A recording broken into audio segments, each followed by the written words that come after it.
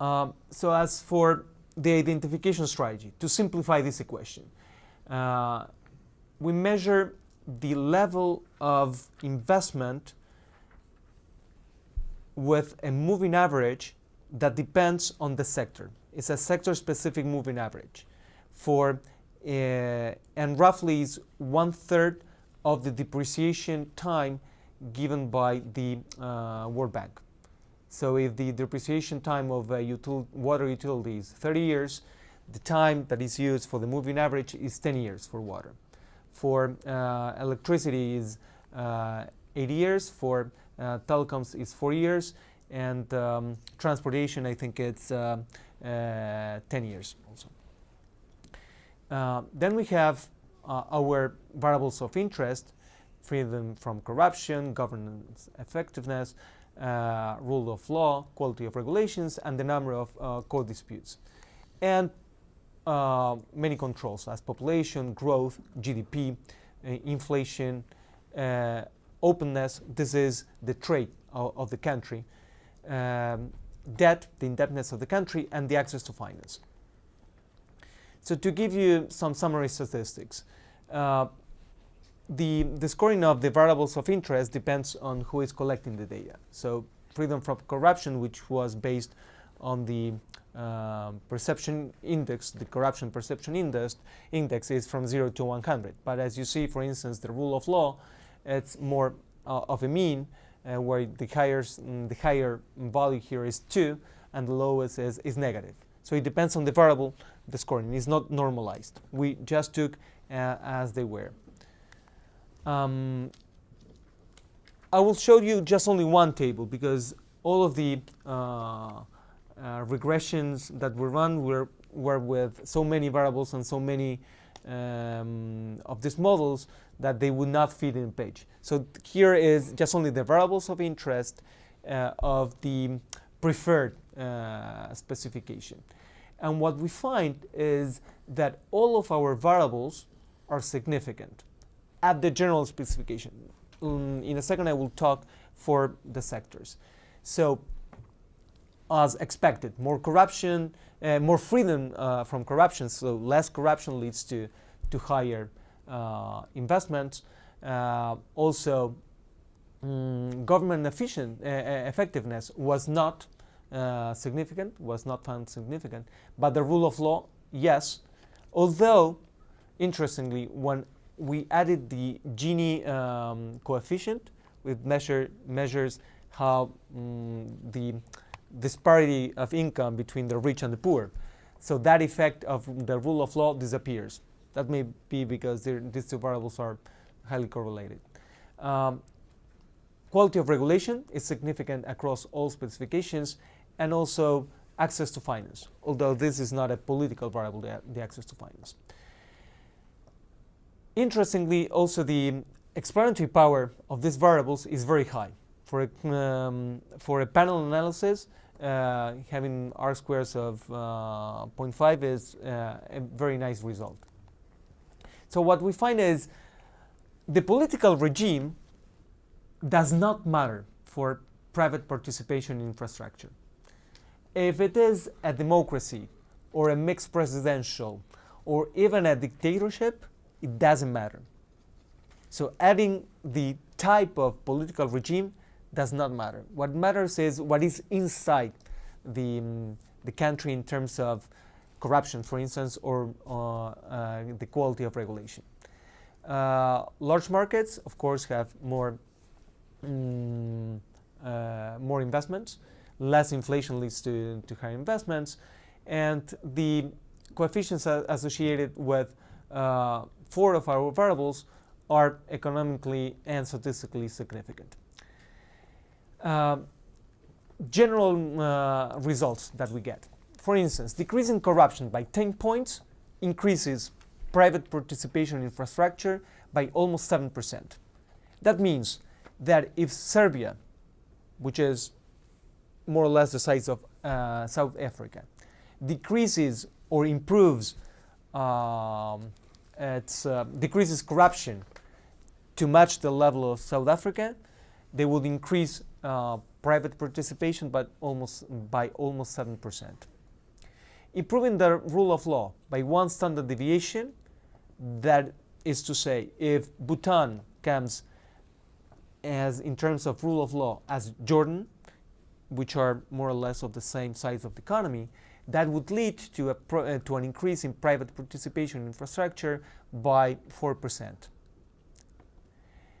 Also, improving the quality of regulation of Mexico as to become as Turkey would improve also investments by 3%.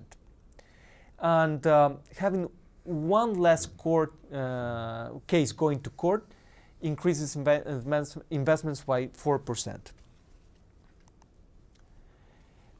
Now, we have also interesting results by sector. These were aggregated with only one variable that was sector specific, that is the timing. We also run regressions for water, telecom, energy, and transport independently. And what we find is that freedom from corruption is significant for all sectors but water. And here is a hypothesis that may be related to that.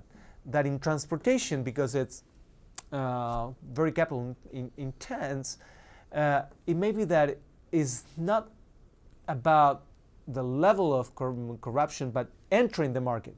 But once you are in the market, you have to play by the rules of that market. That means that maybe some side payments are part of the package that investors are willing to pay.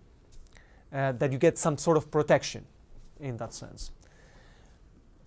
The rule of law is significant for the aggregate, but not for the sector specific.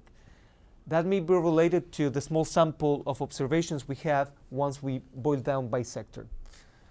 But this is, I cannot rule out that is not significant for the specific sectors.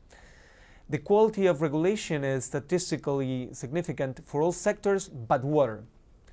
And that may be associated with some political issues. That let's recall that quality of regulation was how tight are the inflexibilities that I can get, how tight is the regulatory. And maybe that investors in water really want to have a very fixed rules. That I invest if regulations are going to be tight, because that means that because water is very politically sensitive, once the rules are very tight, they're not going to change farther on. So in a sense, more regulation in water may attract investors because that gives stability over time. Also, when we disaggregate by sectors, we see that disputes are not statistically significant for energy, for the energy sector. That may be also related to the fact that energy may be is more liquid. I mean, you can resell the plants or redeploy it into some other uses, not necessarily for the public use. For instance, for industry.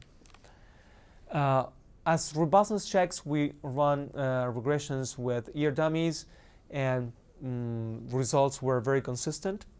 We also expected to have, with countries with more experience, to have higher investments, private participation infrastructure, but that's not the case.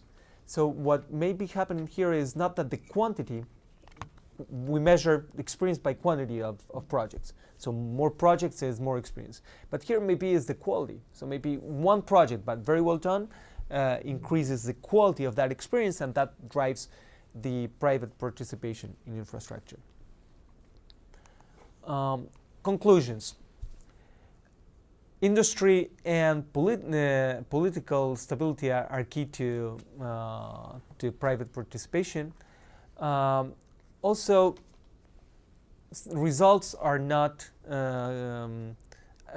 are consistent for the whole sample and the aggregate of sectors. When disaggregated, we find differences depending on the sector, and this needs to be addressed.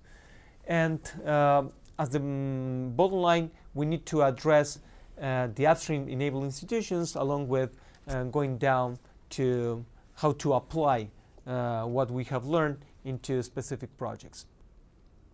In the future, what we would like to do is also to run similar regressions for FDI to see if FDI follows the same pattern as private participation infrastructure. If there are some differences, we may have an interesting point here. And I will be more than happy to hear suggestions for ways of presenting this data in a more available way, and also ways of using.